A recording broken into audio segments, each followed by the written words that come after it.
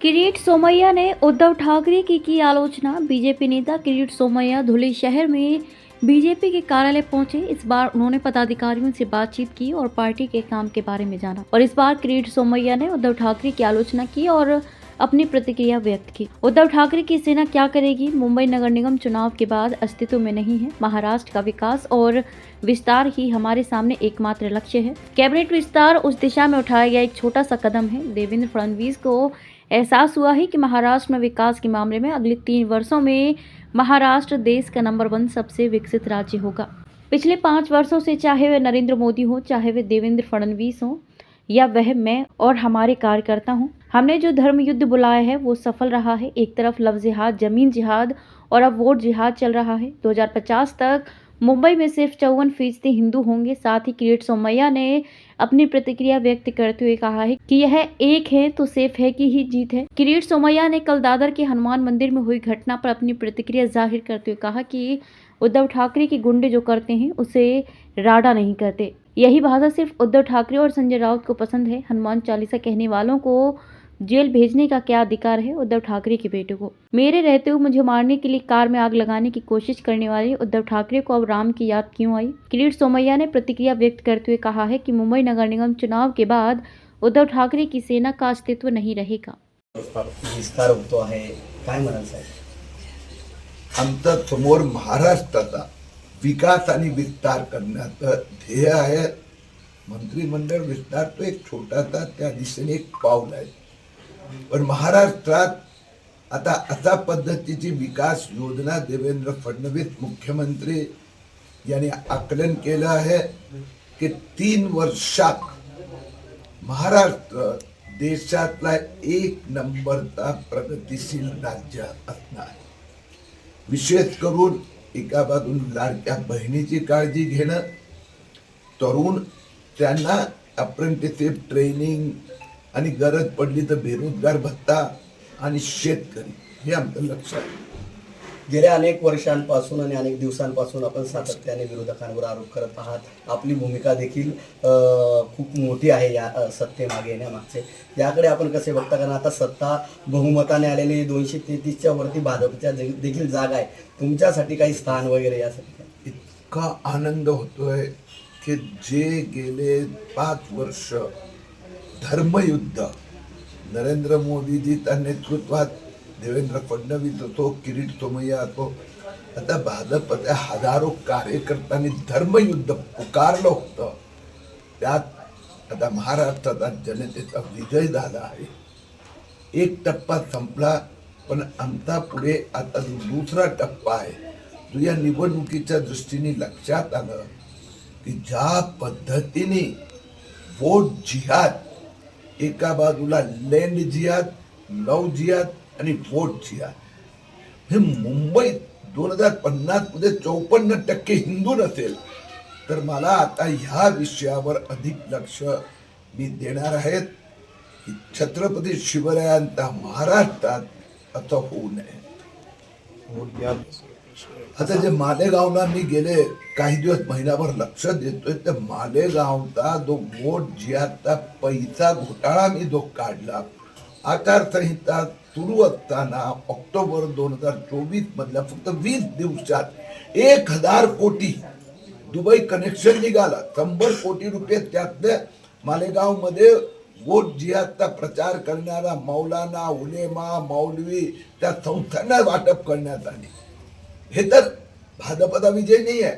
हा विजय महाराष्ट्राच्या जनतेने वोट जिहादच्या विरोधात धर्मयुद्ध हम एक है तो सेफ है त्याचा विजय आहे.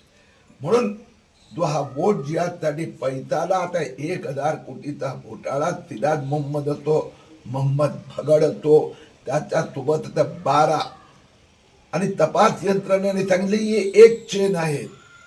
आता 1 डझन चेन आहे, म्हणजे हा घोटाळा 10,000 कोटीचा असेल. आता नाशिक मर्चंट कोऑपरेटिव्ह बँकेचा जळगाव ब्रांचचा घोटाळा, मालेगाव ब्रांचचा घोटाळा समोर. मी बँक ऑफ महाराष्ट्रात ह्यात सिराज मोहम्मदने 1/2 डझन जे बेनामी खाते उघडले, 53 कोटी रुपयेचे पुरावे मी दिले आहेत. बँक ऑफ महाराष्ट्राची पण चौकशी होणार.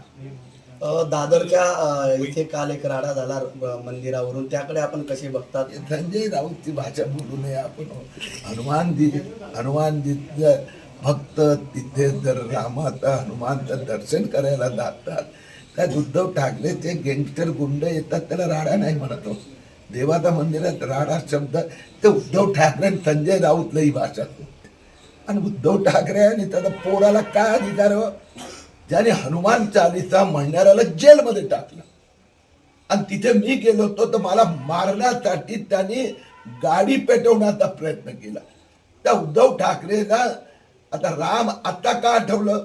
आपली संस्कृती आहे. राम केव्हा आठवतो माणसाला? ज्यावेळी शेवटची वेळ येते ना. आता त्याच्या पक्षाची शेवटची वेळ आली म्हणून त्याला राम आणि हनुमान आठवतोय. मुंबई महापालिका नंतर उद्धव ठाकरे सेनाचा अस्तित्वच नसेल. ओके.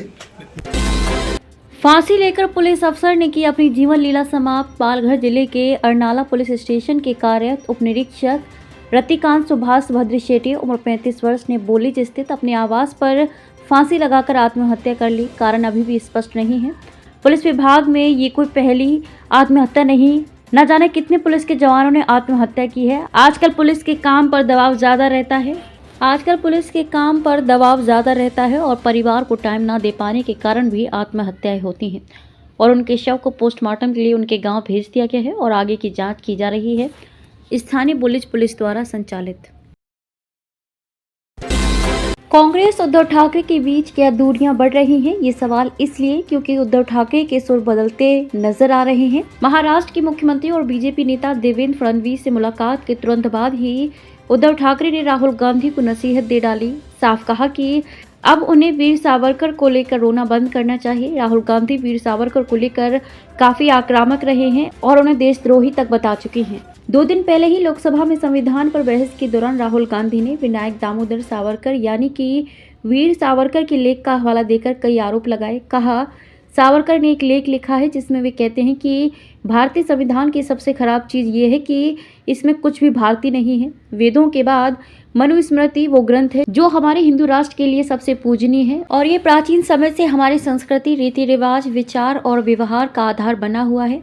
आज मनुस्मृति कानून है। ऐसा कहकर उन्होंने सावरकर के जरिए मनुस्मृति पर भी हमला बोला। वीर सावरकर को लेकर राहुल गांधी पहले भी निशाना बनाते रहे हैं, लेकिन इस बारे में जब शिवसेना उद्धव गुट के नेता उद्धव ठाकरे से पूछा गया तो उन्होंने राहुल गांधी को नसीहत दे डाली। हालांकि बीजेपी को भी नहीं बख्शा। उद्धव ने कहा, प्रधानमंत्री मोदी को नेहरू के बारे में बोलना बंद करना चाहिए और कांग्रेस को वीर सावरकर पर रोना बंद करना चाहिए। वे दोनों अपनी ओर से सही थे। अब हम इस बारे में क्या कह रहे हैं? बीजेपी पर सवाल उठाते हुए उद्धव ने कहा, बीजेपी वीर सावरकर को भारत रत्न क्यों नहीं दे रही है? ये एप्लीकेशन हमने 2 बार देवेंद्र फडणवीस को दी थी जब वो सीएम थे, तब भी मोदी पीएम थे। अगर वे सावरकर को वे सम्मान नहीं दे सकते तो फिर बीजेपी को भी सावरकर के बारे में नहीं बोलना चाहिए। राहुल गांधी सावरकर को लेकर हमेशा मुखर रहे हैं। महाराष्ट्र विधानसभा चुनाव के दौरान भी उन्होंने कई बार सावरकर का नाम लिया, लेकिन तब उद्धव ठाकरे सीधे तौर पर उनके खिलाफ नहीं बोलते थे। लेकिन पहली बार उद्धव ने कांग्रेस को लेकर निशाना साधा। महाराष्ट्र में बीजेपी के बाद शिवसेना के दोनों खेमे वीर सावरकर को नायक मानते हैं। जब भी राहुल गांधी सावरकर को निशाना बनाते हैं तो बीजेपी खुलकर मैदान में आ जाती है। अब तो एकनाथ शिंदे भी सीधे राहुल गांधी पर हमला करते हैं, लेकिन उद्धव के लिए एमवीए में रहकर एमवीए के साथी पर हमला करना मुश्किल होता था, लेकिन अब लग रहा है कि सुर बदल रहे हैं।